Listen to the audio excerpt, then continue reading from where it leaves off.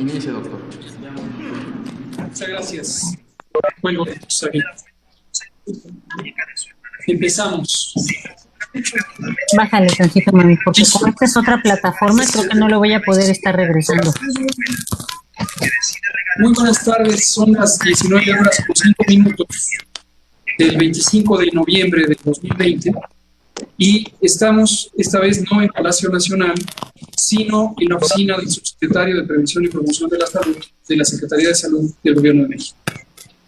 Y también aquí vamos a iniciar la conferencia de prensa diaria sobre COVID-19, la pandemia causada por el nuevo coronavirus SARS-CoV-2. ¿Por qué estamos sesionando hoy aquí? Porque tenemos condiciones inusuales en el Zócalo de la Ciudad de México. Existe en este momento una manifestación pública que algunos grupos de personas, particularmente mujeres, están expresando distintas inquietudes sobre la violencia de género que aqueja a este país, igual que a muchas naciones.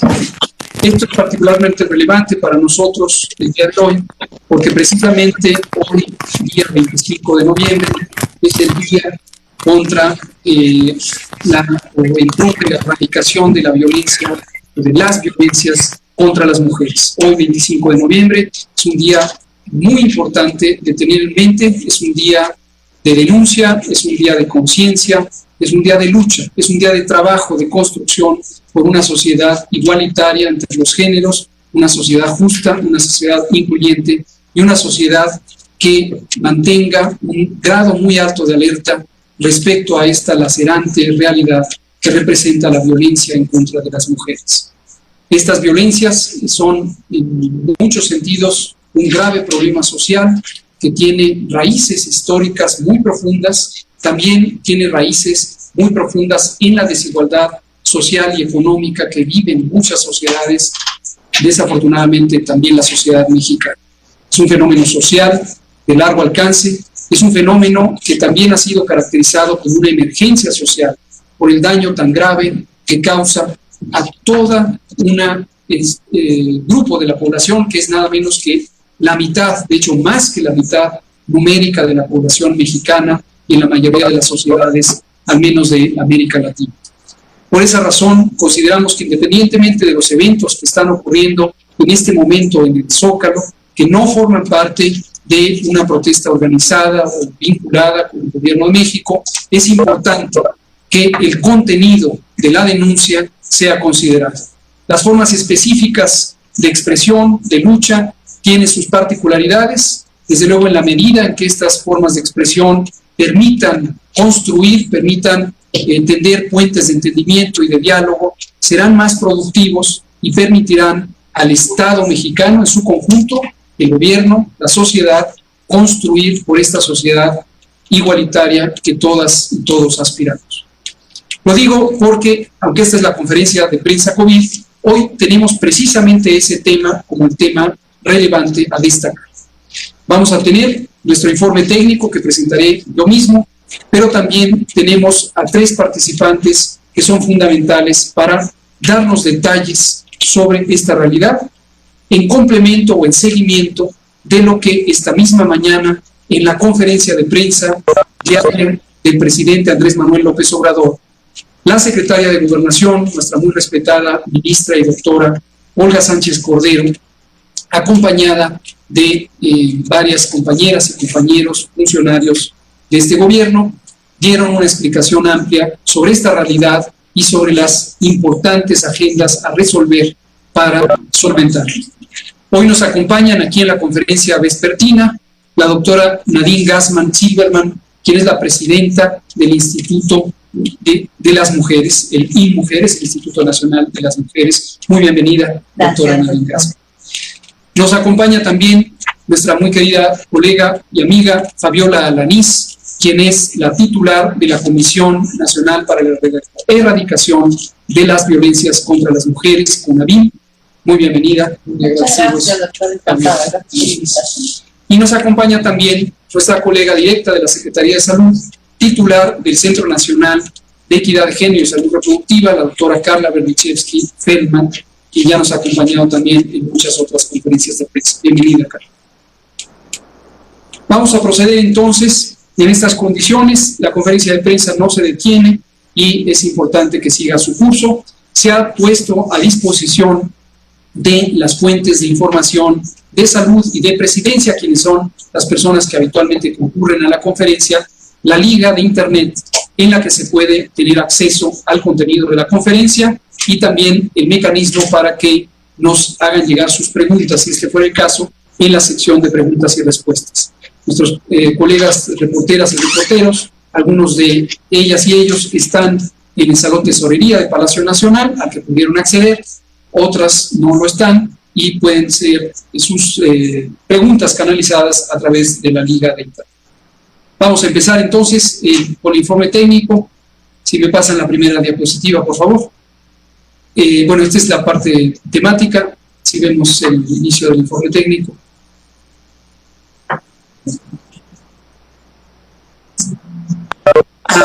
Muchas gracias. Gracias. Apropiadamente pusieron esta primera diapositiva para marcar la noción de esto y le voy a pedir, si es tan amable, a la doctora Gassman, si nos pone el marco de referencia sobre estos 16 días de activismo contra la violencia hacia las mujeres, antes de empezar incluso con el informe técnico.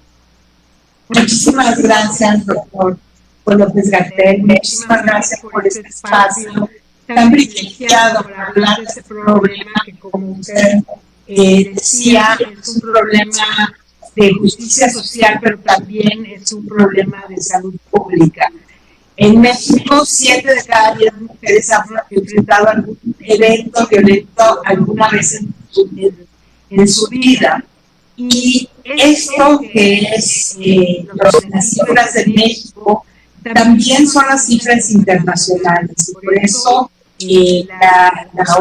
primero, el Encuentro Feminista Latinoamericano decretó que el 25 de noviembre fue el Día Internacional para la Eliminación de la Violencia contra las Mujeres. Después este fue tomado por las Naciones Unidas y se ha propuesto tener 16 días de activismo para, como usted bien decía, poder reflexionar, hablar, pensar sobre cómo eliminar este flagelo que tiene un impacto en la vida de todas las mujeres. Días de activismo inicia el día de hoy, el 25 de noviembre, con este Día Internacional de la Eliminación de la Violencia contra las Mujeres, y termina el 10 de diciembre, el Día Internacional de los Derechos Humanos. Durante este periodo, en todo el mundo, pintamos el mundo de naranja como un color de esperanza, un color de movilización para llamar a hacer cosas, tanto en lo individual, en lo colectivo, para ponerle fin a la violencia contra las mujeres. En México, hoy, como bien decía, con el presidente Andrés Manuel López Obrador, con la secretaria de Gobernación, lanzamos estos 16 días de activismo. Tenemos una serie de actividades que se van a hacer tanto en la Ciudad de México como en el resto del país, que pueden ver en la página de mujeres en México, en el municipio, para la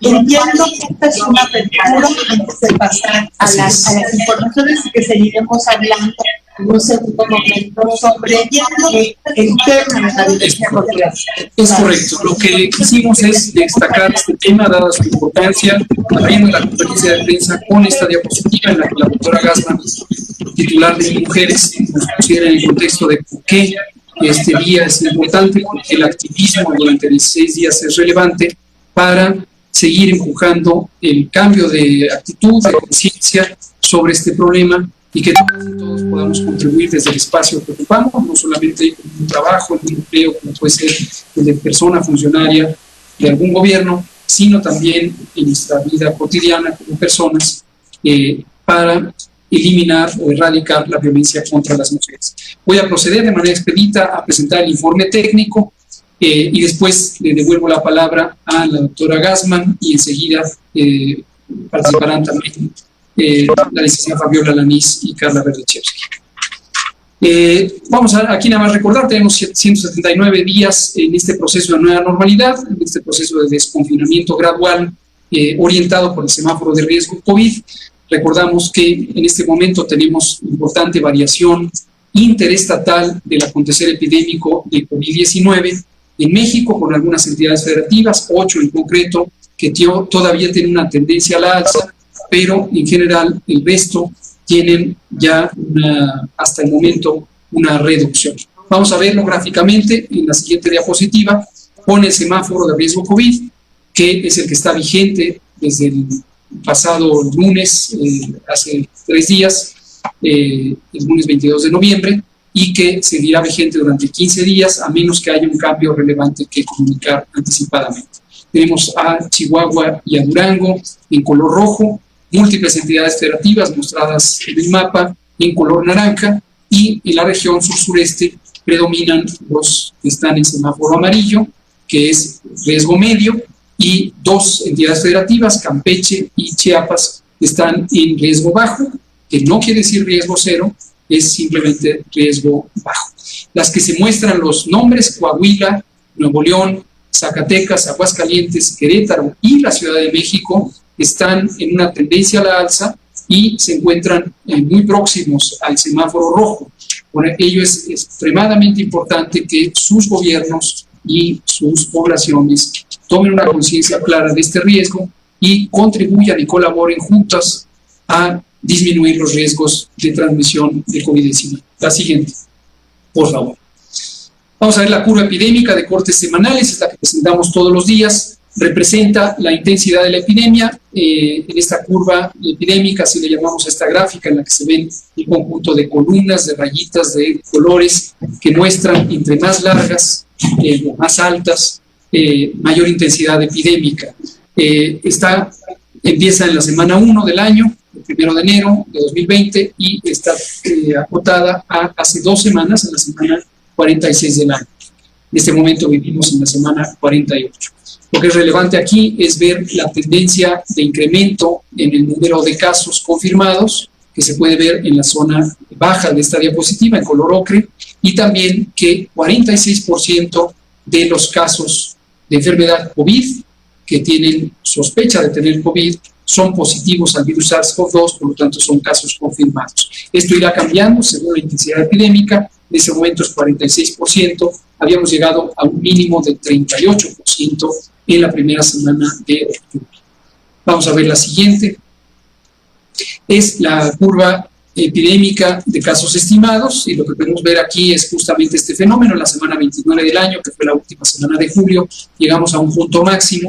Después empezó la curva a ir hacia abajo, de acuerdo a la gráfica. Esto quiere decir, los casos de un día son menores en número a los casos del día anterior, y llegamos a tener el mínimo local en la primera semana de octubre, la semana 40 del año. Posteriormente empezó a aumentar, ha tenido una tendencia en general a la alza, aunque en este momento, para el corte de información de la semana 44 en comparación con la 45, hubo una reducción de 5 puntos porcentuales. Y 4% de los casos es la epidemia activa, son los casos que se han presentado con inicio de síntomas en los últimos 15 días. Vamos a ver la siguiente, por favor. Lo mismo para el indicador de mortalidad, las muy lamentables defunciones que esta enfermedad causa. No olvidar que COVID-19 es una enfermedad causada por un virus con potencial letal. Es un virus altamente agresivo que puede causar una grave inflamación de los pulmones y con ello la incapacidad de respirar y consecuentemente la muerte. Entonces esto es importantísimo, particularmente en personas que tienen 60 o más años de edad, enfermedades crónicas como diabetes, hipertensión, cáncer, enfermedad pulmonar y cardíaca crónicas, inmunosupresión por múltiples causas, etc. Y aquí siempre que hablamos de mortalidad, recordamos 2 elementos críticos. Uno es lo muy lamentable que resulta todas y cada una de las defunciones. En este momento 103.597 han sido reportadas desde el inicio de la epidemia, pero además la oportunidad de salvar vidas en la medida en que las personas identifiquen si tienen los síntomas de COVID, fiebre, tos, dolor de garganta, dolor de cabeza y algunos otros, pero además tienen estas condiciones que le llamamos de riesgo, 60 o más años de edad, enfermedades crónicas. No se esperen, por favor, acudan a valoración médica lo más pronto posible. En el primer día, desde el inicio de los síntomas, es lo deseable. Hay mucho por hacer. La gran mayoría de las personas que están hospitalizadas por COVID no están intubadas. Solamente el 5% de las personas hospitalizadas por COVID están intubadas. El resto está en un tratamiento no tan intensivo como puede ser la intubación, porque llegaron a buen tiempo para tener una buena respuesta a los distintos elementos del manejo médico, en particular la oxigenación no invasiva. Se reduce de la semana 44 a la 45, 4% los defunciones registradas, y tenemos una reducción neta desde la semana 28 del año, la penúltima semana de julio, hasta la semana 46 de 45%. La siguiente, por favor. Finalmente tenemos en el informe técnico el registro de hospitalización, que lo vemos en esta gráfica de columnas, con un 38% promedio de hospitalización, y después por entidad federativa podemos ver cuáles son las más ocupadas, de izquierda a derecha. Preocupa en este momento que Durango ha continuado con una tendencia de incremento en hospitalización. Esto es producto de la continuidad de los contagios. Afortunadamente, otras entidades federativas que llevaban la misma tendencia se han reducido. Y en la última diapositiva vemos el mismo concepto, la misma idea, pero para las camas que requieren ventilador, es decir, personas críticamente enfermas que están en tratamientos semejantes a la terapia intensiva. En este momento la Ciudad de México es la entidad federativa con la mayor ocupación, 61% de las camas equivalentes a terapia intensiva para el tratamiento de personas con infección respiratoria aguda grave están hospitalizadas, están ocupadas. Y aquí insistimos también en un elemento importante. Esta información que presentamos de cada una de las entidades federativas es el promedio de ocupación de los hospitales registrados para la atención de COVID por parte de los gobiernos estatales. Los gobiernos estatales, cada uno de ellos, nos han identificado cuáles son los hospitales COVID designados, y todos los días se hace un monitoreo de la ocupación de camas en esos hospitales. El promedio es el que se registra aquí, pero eso no quiere decir que se distribuyan de manera homogénea, de manera equitativa entre los hospitales las personas enfermas de COVID.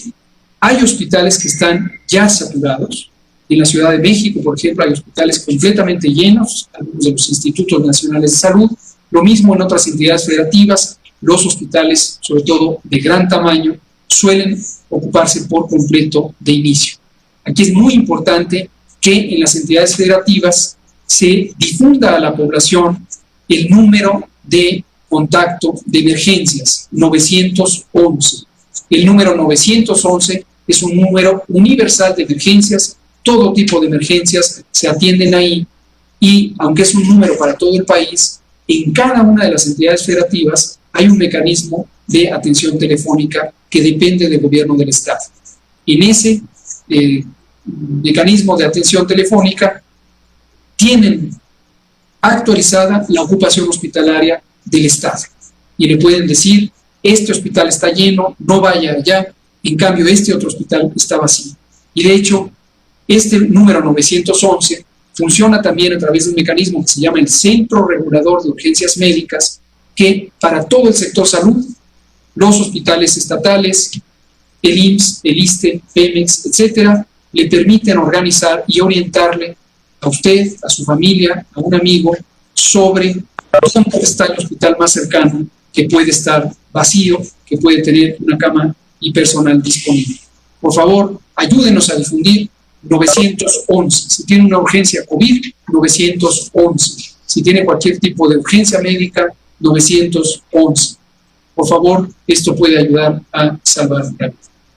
Terminamos aquí el informe técnico. Le paso la palabra a la doctora Gassman para que coordine el segmento temático. Ojalá que quede un poco de tiempo para preguntas y respuestas. Son las 19:24. Doctora Gaspar. Muchísimas gracias, doctor. Realmente es un placer, es muy importante de lo que vamos a hablar. Hemos hablado en estos meses a nivel internacional que hay otra pandemia, que es la pandemia de la violencia contra las mujeres. Es una pandemia que estaba antes del COVID y esperemos que dure, se acabe junto con el COVID, ¿no? Si me pueden pasar la siguiente, por favor.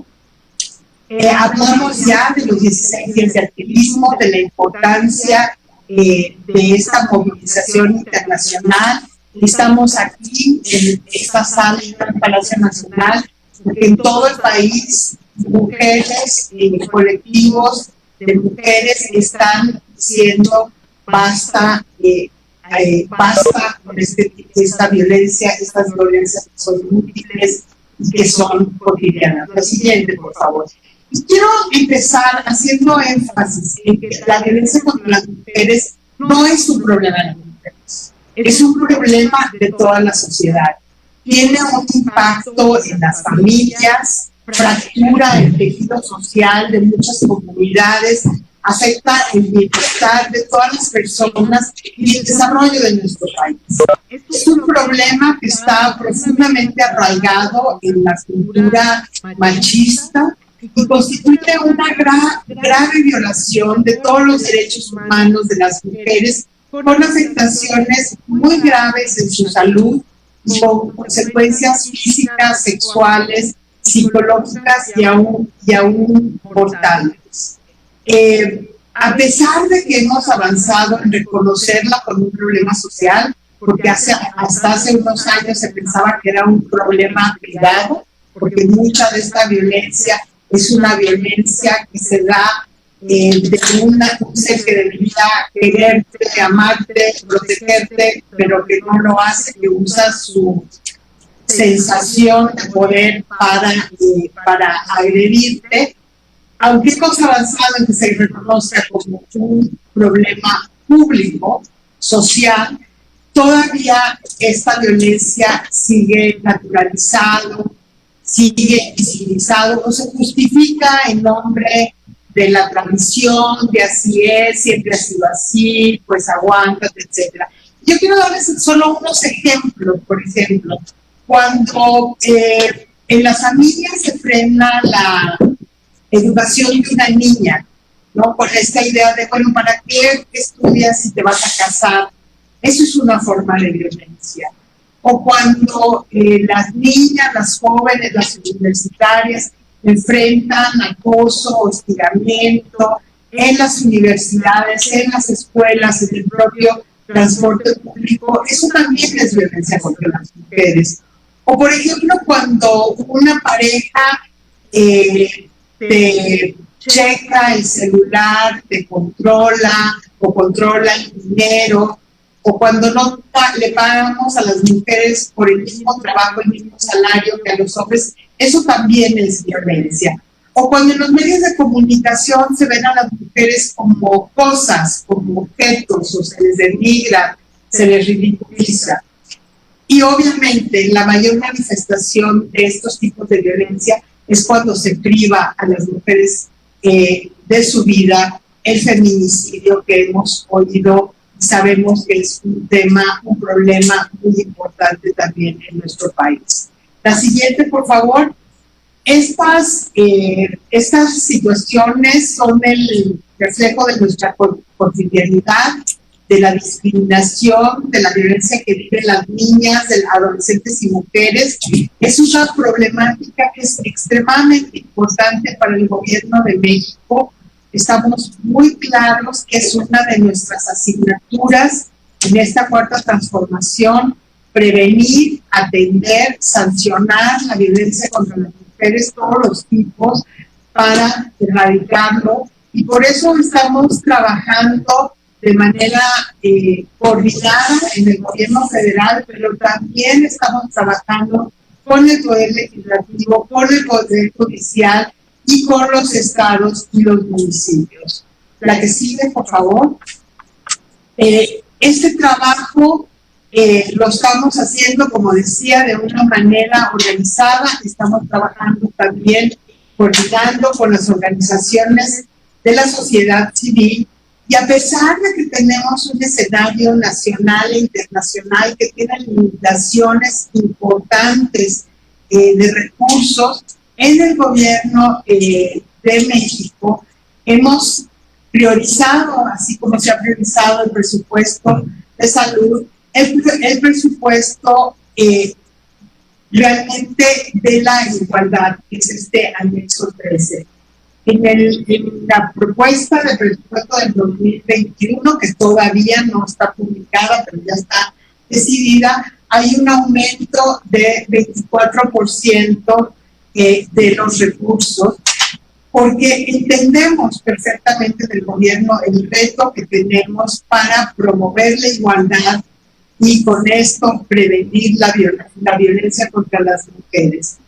Y yo creo que es muy importante decir aquí que si algo nos ha enseñado, algo ha puesto flor de piel la pandemia del COVID, es toda la agenda de desigualdad, toda la agenda feminista, ¿no? El tema de los cuidados, el tema de la distribución desigual de los cuidados, el tema de quienes están en la primera línea de respuesta, y por eso necesitamos recursos y estamos realmente satisfechas con lo que ha pasado en la propuesta de presupuesto que está por publicarse. La siguiente, nosotros tenemos una hoja de ruta que se deriva del Plan Nacional de Desarrollo, es el Programa de Igualdad entre Mujeres y Hombres,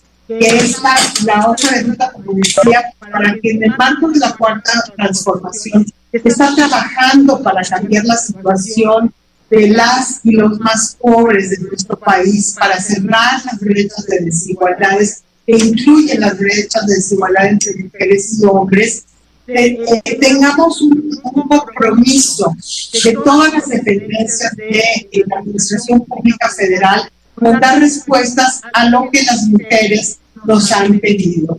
Este trabajo se hace de la mano de las dependencias y, por ejemplo, la autonomía económica de las mujeres es clave para que las mujeres puedan salir del ciclo de violencia. Y esto está en el objetivo 1 de Proigualdad, que busca que las mujeres avancen hacia su independencia económica.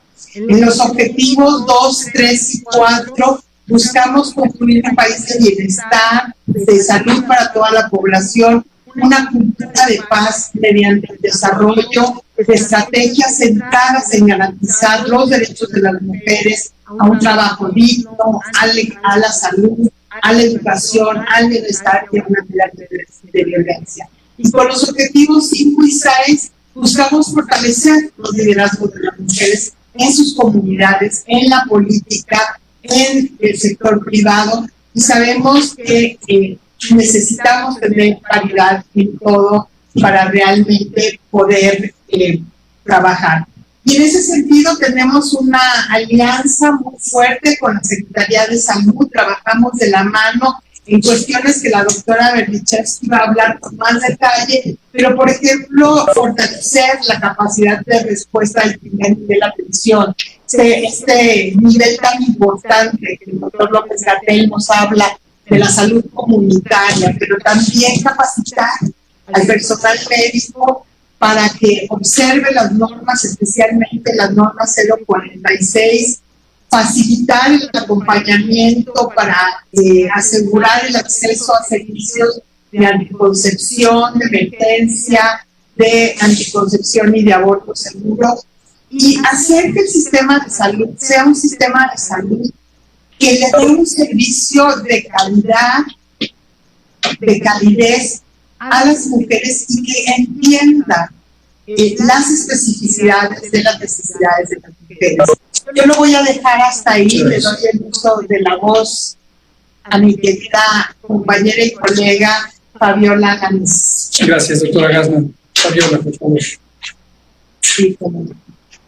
Pues muchas gracias. Estoy contenta y muy agradecida por el espacio, por la oportunidad de compartir con ustedes algunas reflexiones sobre lo que tiene que ver con la violencia en contra de las mujeres en este emblemático día, que es precisamente el Día Internacional para la Eliminación de las Violencias, decimos acá, en contra de las mujeres y las niñas. Gracias por la oportunidad y también muy contenta de compartir espacio aquí con mi querida doctora Nadine Gassman y con Carla.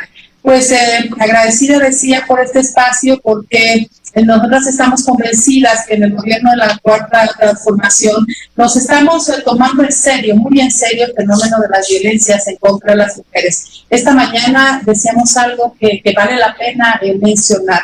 En este periodo de la historia de nuestro país, el Estado no es el que va a dificultar el acceso a las mujeres a una vida libre de violencia. El Estado no es el problema, el Estado es la solución, a diferencia de otros momentos históricos en donde vimos incluso tendencias regresivas en materia, digamos, de derechos. Hoy, en el inicio de los 16 días de activismo que acaba de señalar muy bien mi querida Nadine Gassman, queremos enfatizar que tenemos un gobierno que trabaja permanentemente para la eliminación de las violencias, pero también de la impunidad, de la corrupción y también de aquellos obstáculos que evitan el acceso a una vida libre de violencia. Desde la Comisión Nacional para la Prevención y Erradicación de la Violencia en contra de las Mujeres, trabajamos incansablemente para coordinar las acciones de los gobiernos en las entidades federativas y también de los gobiernos municipales. Queremos poner muchísima atención ahí en la ubicación geográfica más pequeña, pero más importante para la atención a las mujeres, porque nos interesa avanzar en materia de protección, atención, sanción y erradicación de la violencia y de las violencias. Todos los días acompañamos a las mujeres que alzan su voz para construir una sociedad igualitaria en donde las violencias no tengan cabida. También nosotras, desde aquí decimos, levantamos la voz en contra de esas violencias y en ese sentido señalar que somos no solamente empáticas, sino que compartimos ampliamente las posiciones y las demandas de los colectivos que han salido a decir basta de poner un alto a la violencia. Yo quisiera señalar también que nos encontramos en un momento en donde es central en la siguiente lámina, si me permiten, identificar un tipo de violencia que nos interesa mucho que la gente conozca. Hay una encuesta, la última, la realizada en el 2016, que es la encuesta nacional sobre la dinámica de relaciones de los hogares. Es el último gran ejercicio nacional que sobre el tema hizo el INEGI, y ahí hay un dato que nos interesa resaltar. De cerca de 20 millones de mujeres que experimentaron algún tipo de violencia vinculado sobre todo a su relación de pareja, estamos encontrando que apenas la mitad de estas mujeres se atrevió a compartir esa violencia que habían vivido con algún familiar, con alguna amiga, con algún cercano o incluso en menor medida con las autoridades seguramente educativas cuando hay este espacio, digamos, de atención, particularmente en las escuelas de educación media y media superior.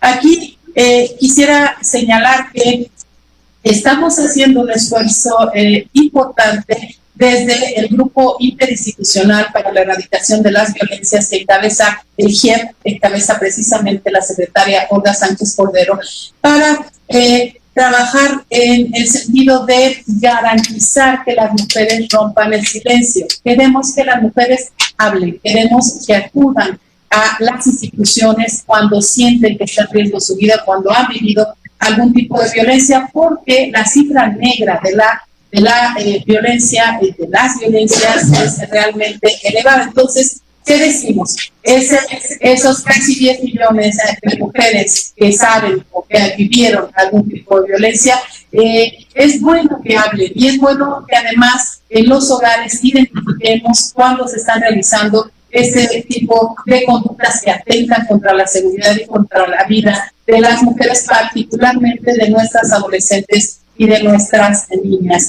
Y bueno, concluiría diciendo que bueno, este trabajo conjunto que estamos realizando también con el sector salud tiene también como objetivo que la atención a las sobrevivientes de violencia sea integral. Y aquí hemos estado estrechando la colaboración con la doctora Carla Berdichevsky, porque todas las sobrevivientes de violencia sexual tienen el derecho a recibir atención para proteger su salud y su vida. Esta coordinación la hemos hecho como parte de los trabajos del Sistema Nacional para Prevenir, Atender, Sancionar y Erradicar la Violencia contra las Mujeres, del cual, por supuesto, la Secretaría de Salud es parte y además encabeza la Comisión de Atención. Nos da mucho gusto porque se ha puesto mucho interés en este espacio. Y nos alegra también saber que la Secretaría de Salud está trabajando en el fortalecimiento de los servicios de aborto seguro que esperamos rinda frutos pronto. ¿Por qué? Porque este es un derecho, este no es ninguna concesión.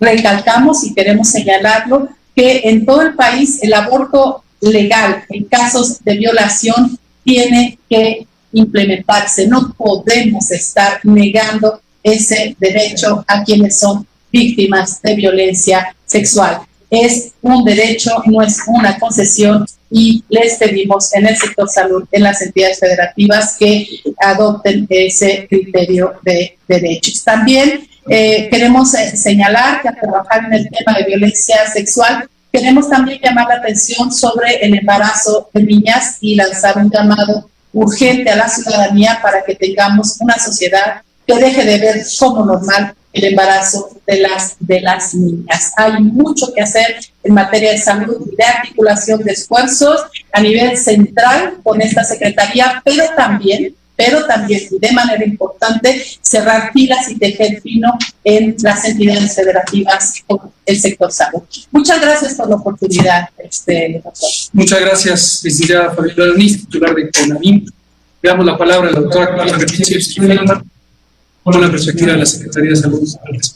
Muchas gracias, doctor López-Gatell. Muchas gracias, Nadine y Fabiola, por acompañarnos en la sesión de esta noche tan importante. Si nos puede dar la siguiente.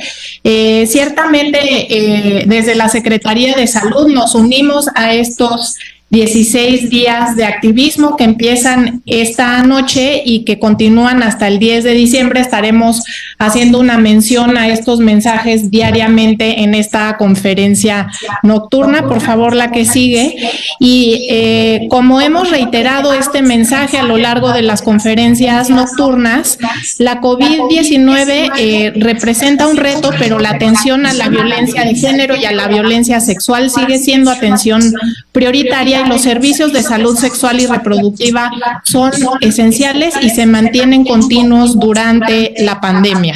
Y sabemos que ante justamente las medidas de confinamiento puede incrementar las expresiones de violencia hacia las mujeres, generando una serie de efectos en la salud que van desde efectos como malestar emocional, depresión, ansiedad y otros problemas de salud mental, como posibilidad de aumento en el consumo de alcohol y otras sustancias, infecciones de transmisión sexual, incluido el VIH, un aumento en los embarazos no deseados y en abortos inseguros, y lesiones que incluso pueden llegar hasta la muerte. La que sigue, por favor.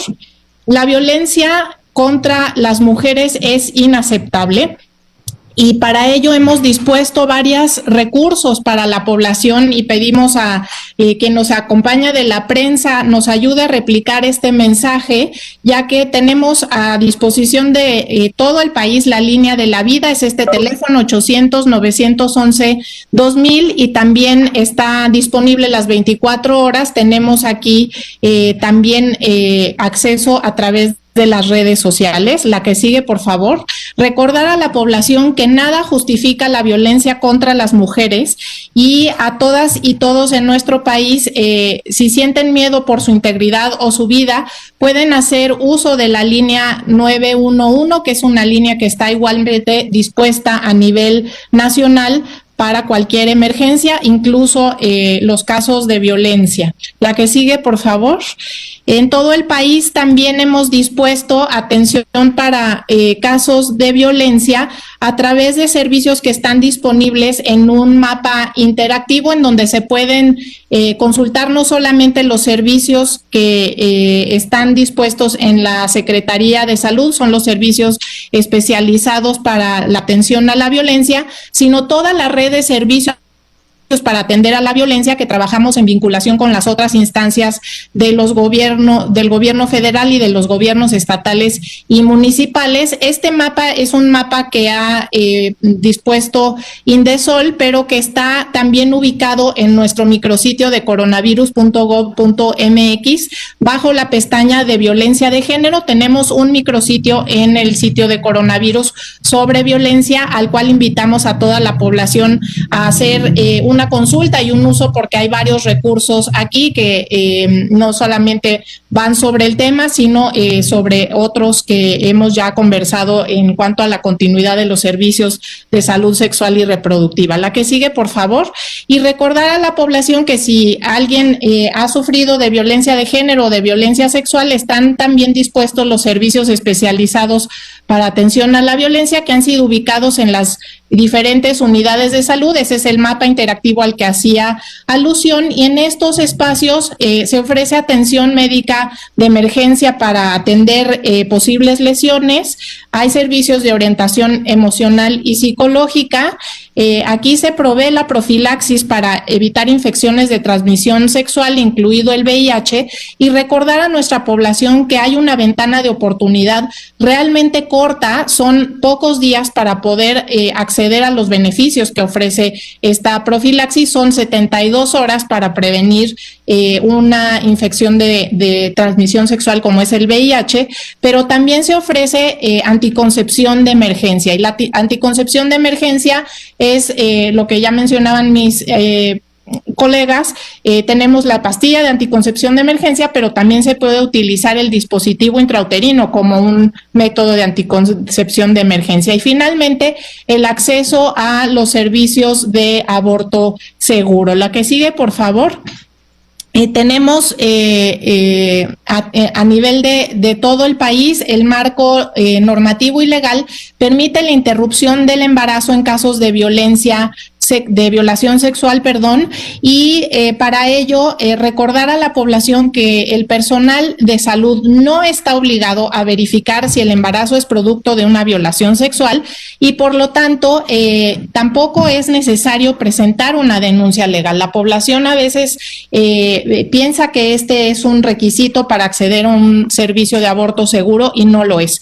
Por ello hemos también dispuesto este video que queremos presentar a continuación para promover con la población y en los servicios de salud el acceso a los servicios de aborto seguro ante una violación sexual. La que sigue, si puede poner play.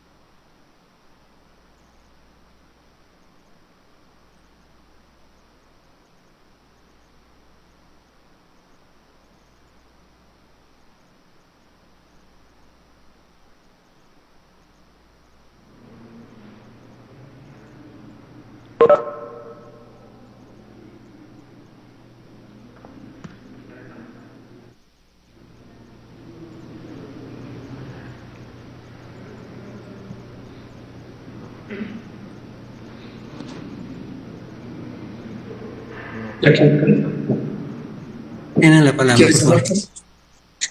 Muchas gracias. Pues parece que al final se volvió a correr el video. Si no se hubiese escuchado bien, porque aquí en la sala no lo tenemos enteramente claro, lo volveremos a presentar en otro momento. Y solamente recordar que estaremos recordando los 16 días de activismo que inician a partir de hoy a lo largo de los siguientes 16 días, sumándonos a esta campaña internacional para la eliminación de la violencia contra las mujeres. Muchas gracias, doctor López-Gatell.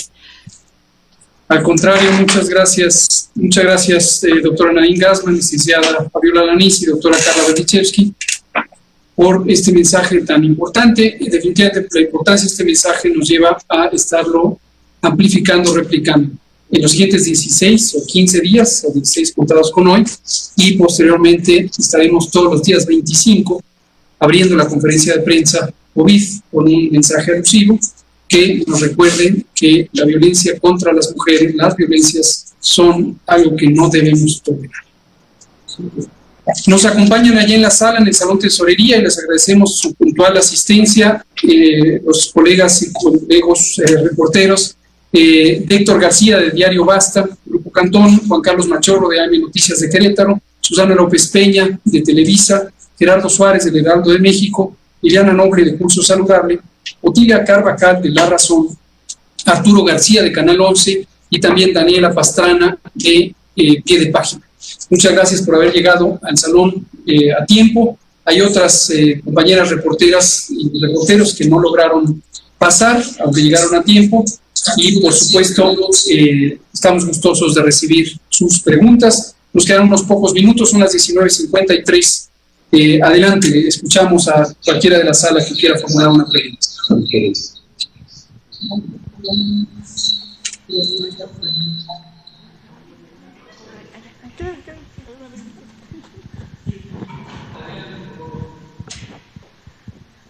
Hola, buenas noches. Liliana Noble de Pulso Saludable.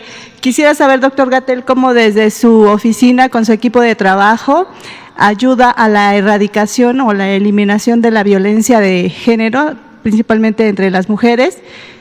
No sé si me escuchó. Y una segunda pregunta para sus invitadas. ¿Cuáles serían estas 3 condiciones que habríamos de tener en consideración las mujeres para saber que estamos siendo violentadas? Gracias, buenas noches a todos. Muy bien. Le paso la palabra a la doctora Gassmann. La pregunta de Liliana Noble de Pulso Saludable es: ¿cuáles son estas 3 condiciones que fueron mencionadas para identificar por parte de una mujer que está siendo violentada? Bueno, primero, la importancia de identificar los tipos de violencia, el tipo de relaciones. Yo di algunos ejemplos, pero tiene que ver con la relación, la forma de cómo se relaciona con los hombres, las parejas, etcétera. Ante sentirse incómoda, tener la duda, hablar con otra persona, con una amiga, llamar al 911, acudir a un centro para pedir ayuda. Nos decía la doctora Lanís que la mitad, más de la mitad de las mujeres nunca han hablado sobre este tema. Es muy importante, hay cosas muy obvias, evidentemente, golpes, patadas, insultos, pellizcos, agresión sexual, son obviamente violencia, pero hay también cuestiones que tienen que ver con la violencia psicológica que te hace sentir mal, que también son tipos de violencia. Muchas gracias, doctora Gassmann.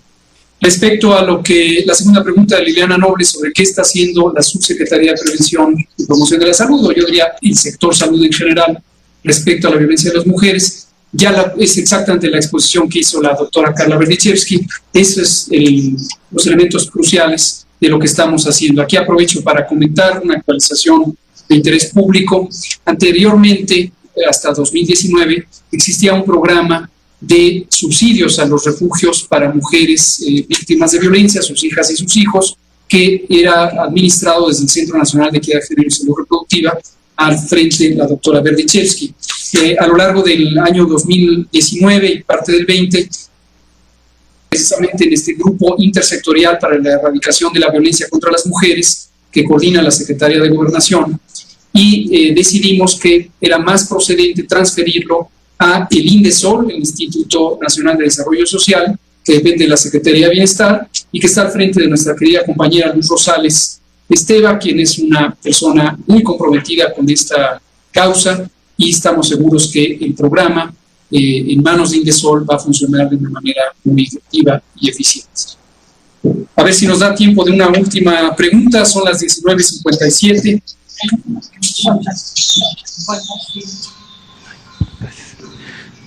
Sí, bueno.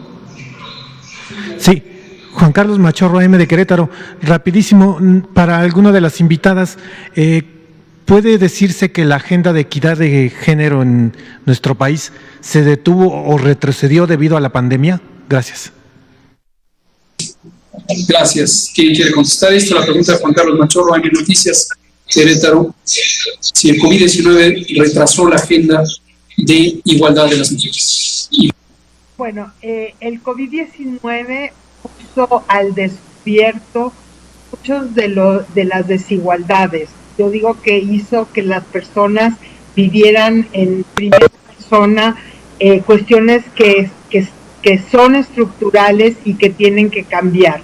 Hemos trabajado, hemos mantenido el trabajo a nivel de políticas públicas, seguimos trabajando con las diferentes dependencias, pero evidentemente el tener que quedarse en casa, el tener que trabajar, hacer teletrabajo, ser maestras, hacer cuidados en una sociedad en que no se involucra toda la familia, sí ha puesto a las mujeres en una situación de mayor estrés, ¿no? Decimos que estamos en la primera línea de respuesta, no solo en el sector salud, donde la mayoría de las enfermeras son mujeres, el 35% de las médicas, y les agradecemos profundamente su trabajo, pero también en casa las mujeres han seguido haciendo su trabajo y han tenido que hacer muchas más cosas, entonces también estamos en la primera línea de estrés y de cansancio.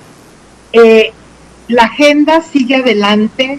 Desde el punto de vista del gobierno de la Cuarta Transformación, estamos trabajando en estos cambios, y también nosotros pensamos que ha sido un momento de reflexión también para los hombres, para involucrarse de una manera más contundente en las labores de cuidado, en ver la importancia de estar en el cuidado, y sabemos, porque los estudios nos han mostrado, que los hombres que cuidan son menos violentos. Entonces es un ganar-ganar, y realmente tenemos que salir de esta pandemia, y lo decimos, fortalecidos. Tenemos que hacer que la nueva normalidad, a la que no queremos regresar las mujeres porque la normalidad no era muy buena para las mujeres, sea más justa, sea más solidaria, sea más equitativa, sea, en fin, más feminista. Doctora Gassmann, son las 19:59, ya no nos daría tiempo de otra pregunta, pero hoy, 25 de noviembre de 2020, es el inicio de 16 días de activismo para eliminar la violencia contra las mujeres. Estamos terminando la conferencia de prensa COVID-19, la epidemia sigue activa, hay que mantener todavía las precauciones generales. Agradecemos a las reporteras y reporteros que nos acompañaron. Agradecemos también al equipo técnico de Presidencia, aquí Javier Miranda y su magnífico equipo que habilitaron rápidamente la comunicación, a CEPROPIE, a Jesús Ramírez Cuevas, a todo el equipo técnico que nos acompañó. Gracias, doctora Gassmann, gracias, Fabiola Loniz, gracias, Carla Berdichevsky, gracias a todas y todos ustedes. Seguimos mañana.